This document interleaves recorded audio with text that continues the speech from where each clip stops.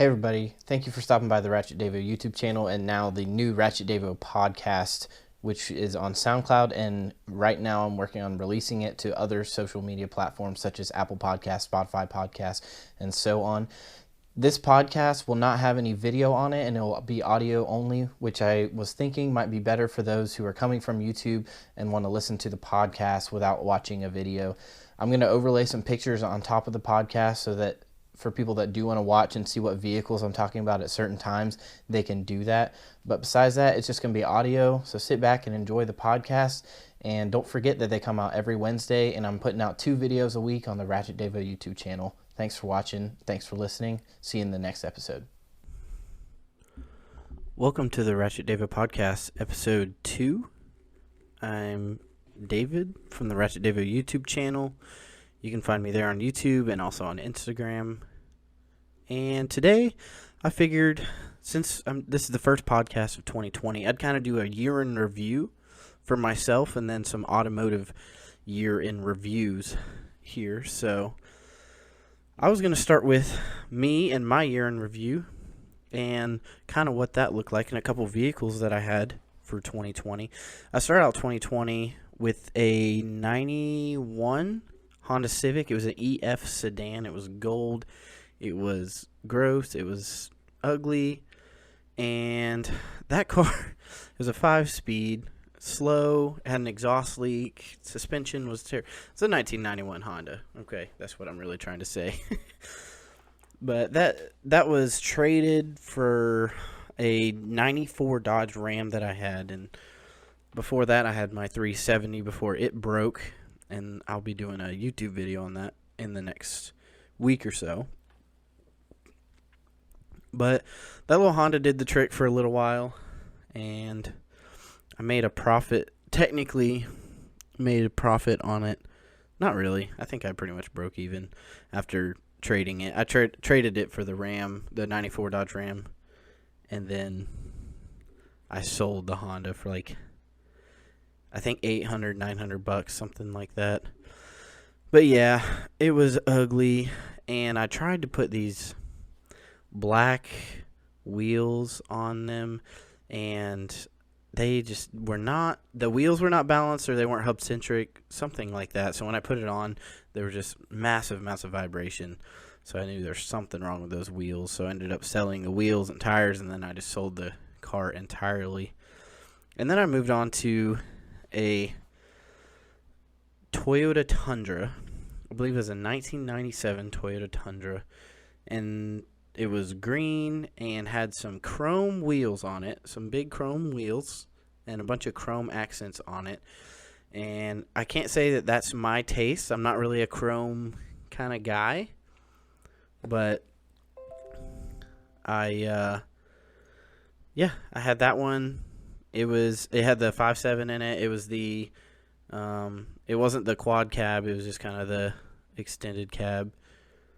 But it did the trick. Oh, the thing about that truck, though, is it had 397,000 miles on it. And I bought it and put a couple thousand miles. I sold it with almost 400,000 miles on it. And shockingly enough, somebody was willing to buy it before I...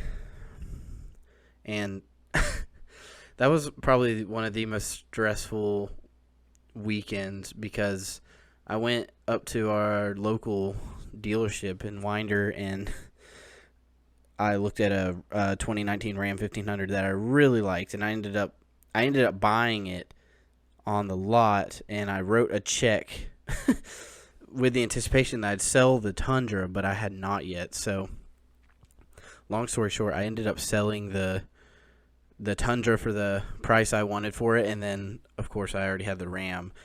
But, yeah, obviously following that sequence of events was the 2019 Ram 1500, and I really like that. I got a really good deal, and it was a brand new 2019 truck that did not sell last year, so the dealership had to buy it from Chrysler, and then they had to put it, because they now bought it, they are legally, or however you say that, not allowed to sell it as a brand new vehicle. It's now a used vehicle regardless. So I had 8 miles on it, and I was able to buy it for a used vehicle price. So I felt like I came out on top during that deal.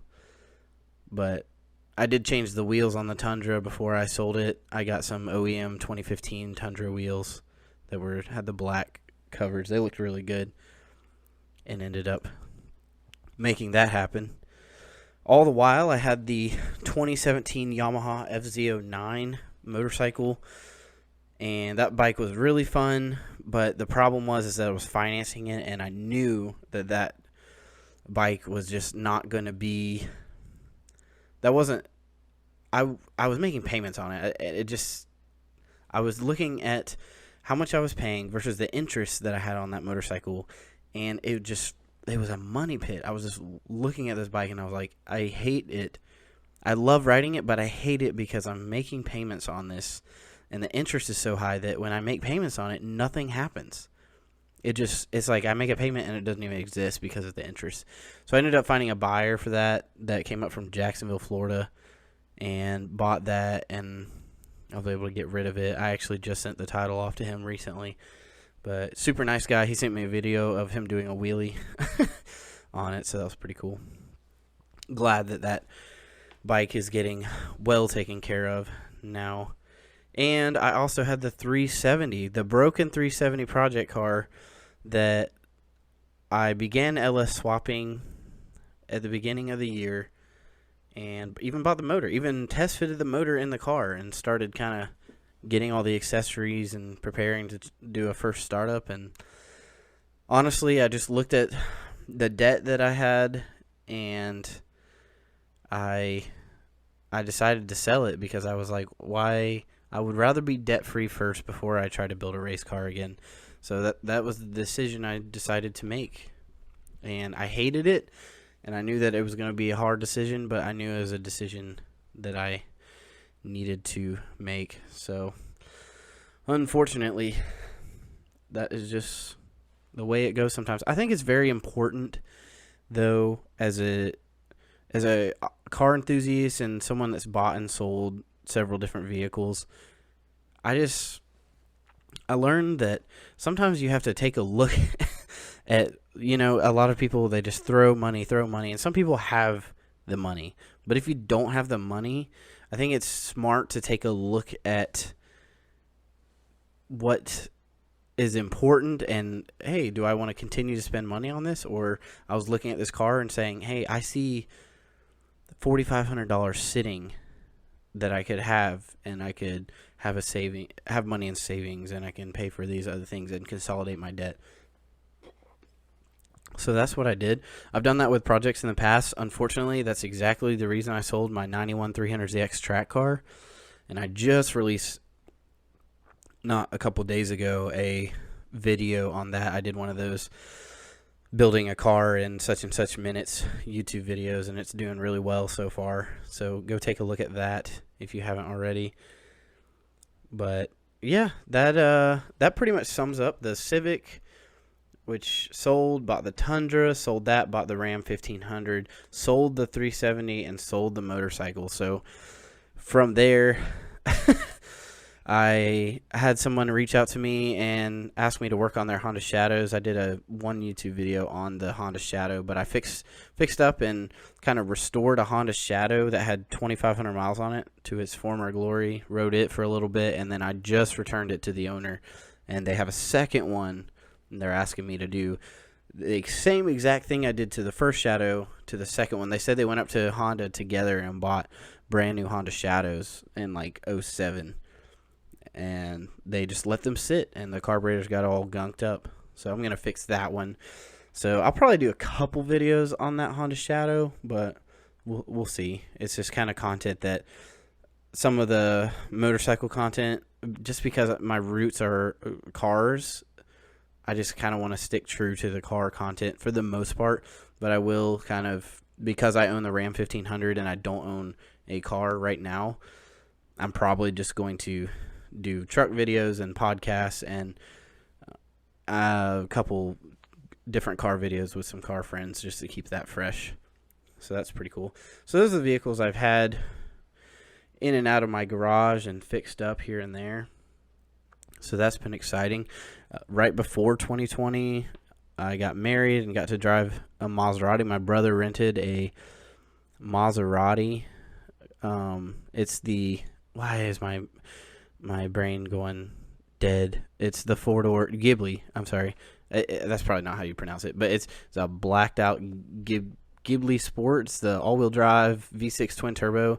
It's basically like I think it's like a four-door GTR, but that car is awesome. And although I'm not doing video on this podcast that's on my YouTube, I'll be inserting pictures and videos along the way, so you can kind of get a visual of what I'm talking about. But I love that Maserati. It honestly made me want one really bad, almost as a daily driver. And they're pretty affordable. But that was rented on Turo, and that was a pretty cool car experience. I got to hit on my wedding day. We went and picked it up early in the morning. I didn't get any sleep that night before, and then I got up super early at like 5 a.m., went to the Atlanta airport, picked up the Maserati, and did some triple-digit pulls on the highway before I got to my wedding. And I was like, if I get pulled over and arrested on my wedding day, I'm like, I'm really hoping that I can bond out on those whatever charges and get to my ceremony at least before I get married. But thankfully we didn't run into law enforcement, and we didn't do them for that long. We actually tried to do it a little bit smart and wait for straightaways where we could actually see what was ahead of us. So that was a cool car experience right before 2020, and then diving right into 2020 with a couple of vehicles that I bought and sold. And that was pretty exciting. On top of all that, a couple vehicles and I'm actually looking through, a couple vehicles got released in 2020, including the 2020 Supra. And that, I think everybody had mixed opinions on the Supra, just because the Mark V Supra, just because the FT1 concept that they put out, and how it was so much longer and lengthy than the actual Supra that came out. So I think a lot of people, it almost seemed like a letdown. But then I've seen a couple in person, and you look at it and you're like, oh, okay, I can get on board with this, because the way pictures skew the body of that car, it's just not a photogenic car from the factory, in my opinion. So the C8 Vet came out in 2020. Not a bad move for Chevrolet and the Corvette to go mid-engine. I think, obviously, with the IMSA series, it had some good... Let me even look up real quick. Corvette Racing, IMSA 2020 wins. And let me see. The C8s did really well in the IMSA series, and I think they did well when they were front engine, but I think the mid-engine has just become such a... They had 5 wins. Corvette Racing had 5 wins in 2020, which is not terrible considering. But I think it's just... That car's so much more balanced now, and even it just sounds so good too. I don't know what it is about mid-engine exhaust systems, but it sounds so good. But let me see. I was just kind of flipping through. The GT500 came out. Now, I've seen this car in person, and the S550s, they've always looked good to me. There's so many of them now on the roads that it kind of gets monotonous. But I saw a black on black GT350 at my local Ford dealership, and I gotta say, it looks really good. They really did a good job with the front end. You can hardly tell, if it weren't for the Super Snake and the wing on the back, you could hardly tell it was a GT500. But that's pretty cool, and YouTubers have put out videos on those. Lamborghini, Ferrari, blah, blah, blah. RCF Track Edition came out in 2020. See, these are some cars that you wouldn't even realize were out until, somebody... I feel like somebody famous or a famous YouTuber drives them, and then everybody's raving about them. But besides that, nobody really thinks about these certain things. I was just scrolling through some of the cars released in 2020 articles online, and those were a couple that passed me by. Oh, I saw the Bronco. But the one that I saw was like, it was called the Bronco Spirit, and it just doesn't look like, just didn't look that great to me. But the Bronco, so you can actually go to Ford, 2020 Ford Bronco, and I can build a Bronco online. I think they gave that option, 2020 Ford Bronco. Build. Let me see if I can build your Ford Bronco at shop.ford.com. No, I don't want to put in my name. So they have, this is how many models. They have 7 different models of the Ford Bronco apparently. But these are all like these are like the off-road ones. The Sport, these are the regular Broncos. The Bronco Sport and Spirit are the ones that kind of look like your Ford Edge, like squished and raised in different areas. But they have the base Essential Bronco starting at $28,000. Big Bend Mainstream Off-Roading. You can choose 4-door or 2-door for all of these. Now, the original Bronco came out, it was only 2-door, and that was it. And all the tops were removable, from what I understand. I was talking to a buddy because he has one of the older Broncos. You can buy the Black Diamond Adventure Off-Roading for $36,000. Outer Banks Off-Roading in Style for $39,000. Badlands, which Badlands lives up to the name. That sounds pretty sick. For $42,000. Wild Track High Speed, $46,000. And First Edition, reservations full. So they've, oh dang, I wonder how many that is to reserve a spot there. So I'm gonna go with the Badlands. Start your build. They have a bunch of colors: black, white, gray, silver, blah blah blah, burgundy, red, yellow, blue. I'm going to go with the blue. Oh, the blue looks sick. They have 3 different wheels. 17-inch machine carbonized gray painted aluminum wheels. They have one that kind of has a 6-spoke, multi-spoke look to it. They have one that looks, yes. They have one that kind of looks more like a Krager style wheel. And I like the Krager style one best. And hold on. The flag comes up. Adding the 17-inch black high-gloss painted aluminum beadlock capable wheels also requires the following changes: Sasquatch package and a 10-speed select shift automatic transmission. Hold on. So just to change wheels, I have to change the transmission and the package. So I'm just going to click yes. It says $3,000. Let's just pretend that I have all the money in the world. Let's see. All-terrain tires. No. I'm going to stick with whatever it gave me. You can choose the roof. A hardtop roof rails. Hardtop molded in color. Shadow black. I like the black though. So I'm going to do the black hardtop. Oh, removable. That's pretty sick. Bumpers, no options. Exterior options: bash plates, painted protection film, brush guard. Let's do all of them. Let's see how much money I could possibly spend on the... I cannot believe wheel lock kit. Oh my god. Engine block heater. Remote start. Sure. Yeah.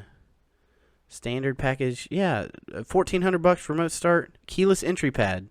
Solid. Give it to me. Headlights, LED headlights. Standard on those, hopefully. Oh, let's see. Interior on this one is black. You can choose like a seating, vinyl seats versus leather. Interior options, blah, blah, blah. Floor liners. Yeah, sure. Storage bag. Absolutely. $350 for a storage bag. Yeah, sure. Radio type. You can choose blah, blah, blah. Sync 4 radio. I don't know. Something with navigation. Don't care. Built-in nav. All right. So 2 different engine options. 2.3 EcoBoost or 2.7 EcoBoost. Obviously, we want the 2.7. 10-speed automatic. I had to choose with the wheels I chose. You can choose rear axle ratio. Wow. So you can do a 4.46 rear axle final drive or a 4.7 locking rear axle final drive, which is what it chose for me. Equipment package, high package, mid package, and standard package. That is mainly for the radio, the display. So if you do the high package, which is $2,700 more, you can do like a bigger 12-inch display and all that. Let's add it. Screw it. And my monthly payments are going up quick. Towing capability. Of course you want towing capabilities. Included is a Sasquatch package and the Ford Copilot 360 package. Accessories, bumpers, fenders, hood, roof, tube door, blah, blah, blah, blah, blah, blah. All right, so with everything that I have added, estimated price was, the base for that was $44,000. I've added $58,000, so awesome. But the new Bronco looks pretty awesome, and if I had the money, I would definitely just mod it out and have this badass off-road vehicle. Okay, moving on. I wanted to spend some time doing that just because I think the new Bronco and what they're doing with that is pretty cool. So I can't complain. But I don't like the sport versions of the Bronco. Just got to put that out there. But, you know, what can you do? What can you do? So, a lot of cool things that 2020 had. And doing a last scroll through to see if there's any vehicles of interest from 2020 that maybe we didn't hear about. Cadillac put out their normal stuff, updating the CTSV and all that. Oh, the Jeep Gladiator came out. I don't know. It's a Jeep with a truck bed on the back. And, you know, I've seen some sick lifted with huge tires Gladiators on the street. And on the street is not the place for them. But, you know, looked pretty cool. And Porsche, same body style, probably a few updates here and there. Don't really care. Supra, talked about it. I mean, 2020 didn't do us a whole bunch of favors with that. 2021, the Nissan 400Z, that's what we're looking forward to. No lie. Let's see. And a lot of people have talked about the 400Z.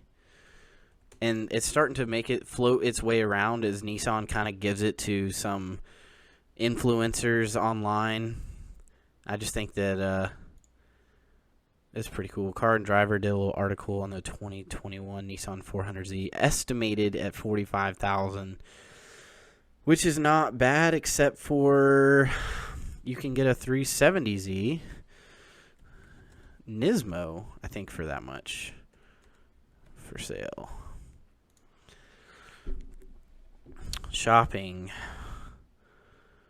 Let's see. 370Z Nismo. Oh my god, this is like, they're like, you want a body kit for a 370? No, I don't want it. Is there any Nismos for sale that I could look at very quickly without having to do 30 click-throughs just to get there? 370 Nismo, 2013 370 Nismo for $16,900. A 2013 one that looks like very low miles, $23,000. The new 2018 body style Nismo, that was a V1. V2 body style, 2018 low miles, $31,000. And you could get, for less than that, you could get a modded out 370. But for the ones that want the 400Z, which the concept, I don't know if this is the final production picture because I've seen some YouTubers have this, so I don't know if that's the final look, but it definitely is a tribute to the Datsun more than anything. Maybe the rear quarter panels I can kind of in the front fascia, a little bit of like the 370, 350, and everybody's complaining. I saw on some forums, they were like, well, the front grill area is squared. I'm like, dude, that's where the air goes in. Why are you complaining about that? It's like, I think it looks sharp. For the most part, I can't say that I don't like it, but I'll say this just like I think about the Supra. The aftermarket support for that car is what's going to make the difference on that. And I know Z1 Motorsports in Georgia is already probably going to be on top of that. But the tuning capabilities, if it's got a twin-turbo motor, it's about to dominate. If the same people can tune that car, just like they did with the VQ37s and 35s, man, that's going to be sweet. But, yeah, this is talking about a 3.8 liter. Basically, sounds like the VR38 from the GTR, the R35 almost, which would be pretty sick under the hood. But they're saying it will most likely get the 300 HP 3 liter from the Q60. And the Q60 Red Sport had a 400 HP version, which is not bad. That car's, it's so hard to figure out. Am I going to like that? Am I not going to like that? You know, and part of me is like, man, if I had the fact that they're keeping the manual transmission is huge for the car community. I think that's what is going to separate that car apart from the Supra. Now, what's the MSRP on the Supra? 2020 Supra MSRP. The MSRP was 49,000. So wow, it's super close together. 45 versus 49,000. That's crazy. That I'm hoping they put a turbo motor in that thing for real, because if not, then it's hard to compete with the inline turbo motor in the new Supras. Don't fail us, Nissan, please. So that's looking pretty cool. What happened in 2020 car news wise? Oh my god. You know what? Atlanta had so many like highways shut down, and I know the whole country saw the articles on how Atlanta police is trying to cut down on street racing and everything. And one news station, I'm looking at an article right now, they're calling stunt drivers shut down I-85, which is the main highway running through the heart of Atlanta. And apparently, in this video, which I'm going to play, hopefully it's not too loud, this lady's like, there's a guy in a Ford Ranger doing donuts, and they're calling them street stunt drivers. I can't with that. Dude, with your Ranger, go home, bro. Please. But, I mean, I feel like more than ever, this year has been the year with seeing Mustangs, Chargers, and Challengers especially doing donuts in the middle of a very active highway. It's just been crazy. But yeah, Atlanta has been shut down by the car community.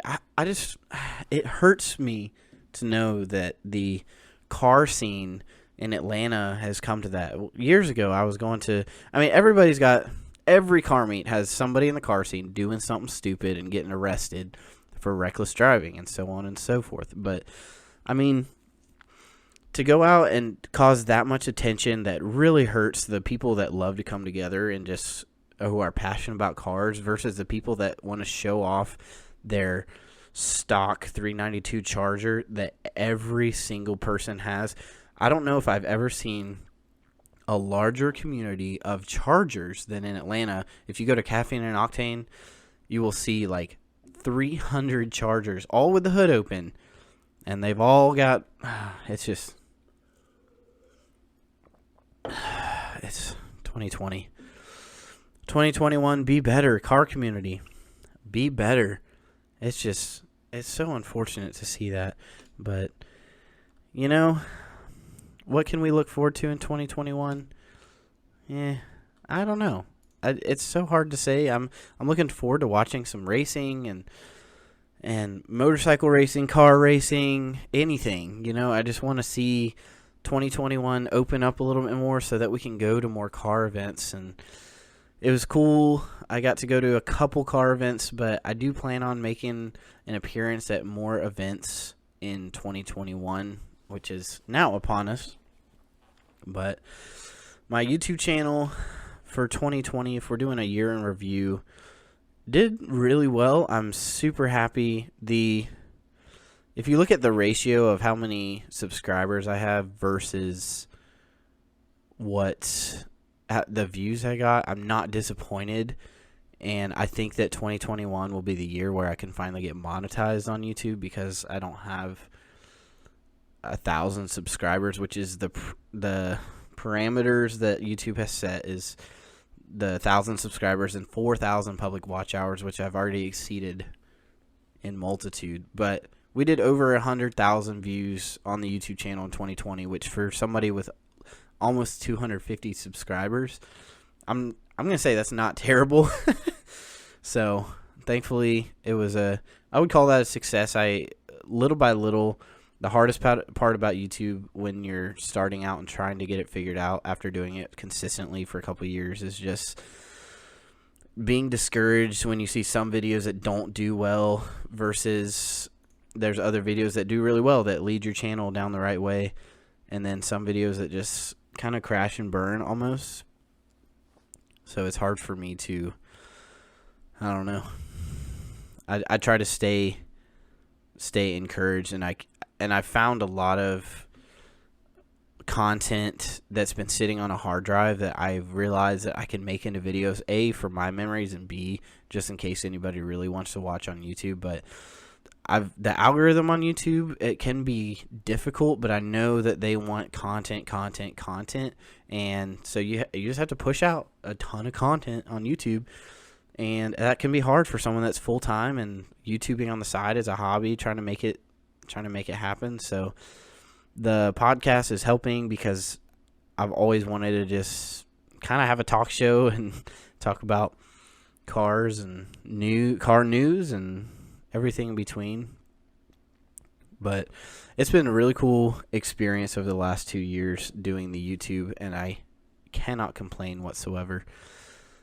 But I've been trying to keep my podcast to around 30 minutes for now, and then once I have guests on the show, which I have this now that I have my studio kind of set up at my house, expect a couple of guests to appear on the show probably this month. And I've had the really cool opportunity of meeting someone with several supercars that I'm really hoping that he'll come to the house and let me do some videos on his Lambo and McLaren, and then from there have him on the podcast and talk about his business and his love for cars. So for this episode, that's going to wrap it up for episode 2 on the Ratchetdavo Podcast. Thank you for listening, and I will see you in the next episode.